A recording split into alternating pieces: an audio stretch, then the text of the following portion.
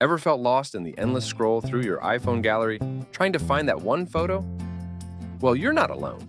Today we're going to show you how to master your iPhone's gallery search. First, open your gallery and tap on Search in the bottom right corner of the screen. Start with keywords.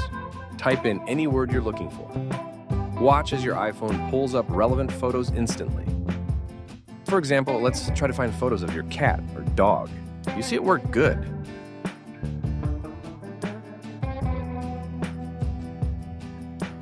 You can also enter the name of a location, for example, a city or a date in the search bar, and add it.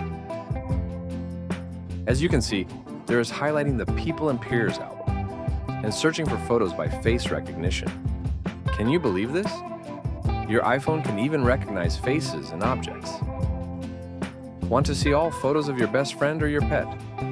Simply search their name, if you've tagged them before, or try searching for dog or cat. By tapping on the Places category, your iPhone will show all photos taken in a specific location. Also, your iPhone has grouped photos by categories. Simply tap on Categories or Groups.